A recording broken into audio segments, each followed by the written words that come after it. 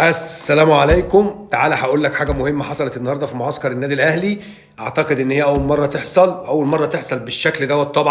طبعا كل المعسكرات بيبقى فيها مباريات وبيبقى فيها تقسيمات كتيره جدا زي ما احنا عارفين، بس النهارده كولر عمل حاجه غريبه جدا بطقم رسمي، طقم حكام رسمي نمساوي.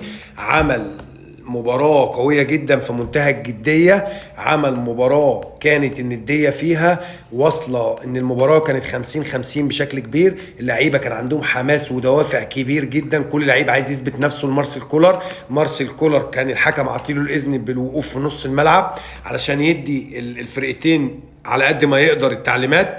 مارسيل كولر النهاردة صور المباراة تصوير معين، تم تكليف مصور بتصوير المباراة بشكل معين، لان كولر هيتفرج عليها مرة واثنين وثلاثة، لان المباراة النهاردة كانت في منتهى الندية والحماس بين اللعيبة وبعضيها.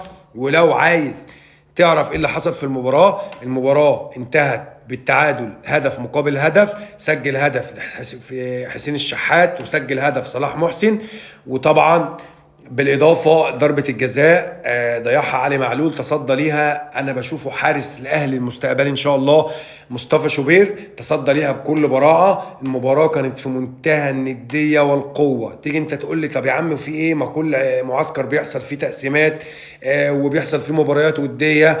لا، دي مش مباراة ودية، دي كانت تقسيمة بين الفرقة وبعضيها، بس كانت بمثابة مباراة نهائي بطولة.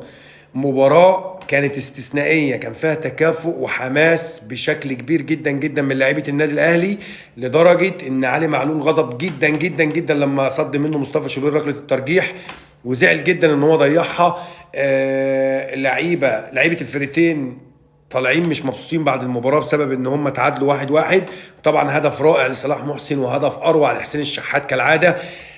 مارسيل كولر عامل معسكر قوي، اتمنى ان هو ينفذ كل اللي هو عايزه، واتمنى كل التكتيك اللي هو بيفكر فيه يقدر ينفذه ويعمل شكل جديد للنادي الاهلي، ويعمل حاجه ودوافع جديده للفرقه خاصه للعيبه، لان اللعيبه فعلا محتاجه الدوافع الجديده دي علشان اللعيبه محتاجه تركز في البطوله اللي جايه. لان احنا بالنسبه لنا البطولات بتاعت السنه اللي فاتت خلاص خلصت، عايزين نشارك فيها وناخدها تاني السنه دي. فاتمنى كل التوفيق للعيبه والكولر بالتحديد ان هو يخلق دوافع جديده جدا عند اللعيبه. وان شاء الله كل حاجة بتحصل في المعسكر تلاقيها عندنا هنا. الكرة مع ابو علي. ما تنساش الاشتراك في القناة واللايك والشير، واشوفكم على الف خير. سلام.